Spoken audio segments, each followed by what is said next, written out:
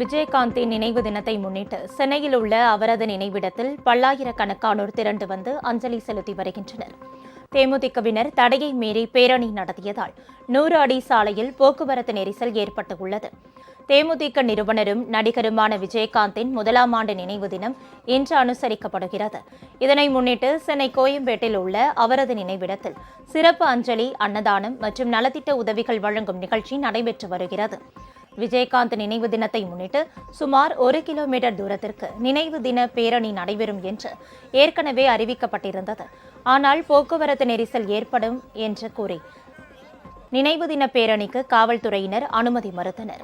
எனினும் தடையை மீறி தேமுதிக நிர்வாகிகள் கட்சியின் பொதுச் செயலாளர் பிரேமலதா தலைமையில் ஊர்வலமாக வந்து நினைவிடத்தில் அஞ்சலி செலுத்தினர். இதனால் கோயம்பேடு சுற்றுவட்டாரத்தில் போக்குவரத்து நெரிசல் ஏற்பட்டுள்ளது. தேமுதிக நிர்வாகிகள், கட்சி தொண்டர்கள் மட்டுமல்லாது பிற கட்சிகளின் தலைவர்களும் விஜயகாந்த் நினைவிடத்திற்கு வந்து மரியாதை செலுத்தினர்.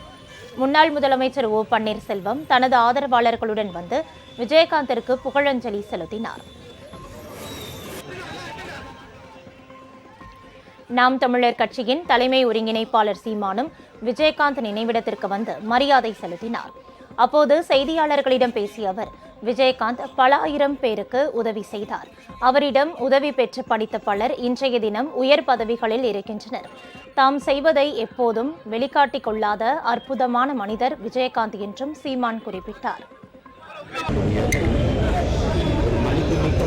மதிப்புமிக்க மனிதராக உயர்ந்து எளிய பெண்களுக்கு இருந்து வந்ததாலே எளிய மக்கள், உழைக்கும் மக்கள், பசியோடு இருக்கிற பாட்டாளி மக்கள், பாசமோடு இருந்தவர். தமிழ்நாடு முழுவதும் இருந்து ஆயிரக்கணக்கானோர் வந்து கோயம்பேட்டில் உள்ள விஜயகாந்த் நினைவிடத்தில் வந்து அஞ்சலி செலுத்தி செல்கின்றனர். இதனால் அங்கு கூட்டம் அலைமோதி வருகிறது. இந்து சமய அறநிலையத்துறை அமைச்சர் சேகர்பாபு விஜயகாந்த் நினைவிடத்தில் மலர் தூவி மரியாதை செலுத்தினார். தொடர்ந்து ஏராளமானோர் விஜயகாந்த் நினைவிடத்தில் அஞ்சலி செலுத்துவதால் கூட்டத்தை ஒழுங்குபடுத்திட அதிக எண்ணிக்கையில் போலீசார் குவிக்கப்பட்டுள்ளனர்.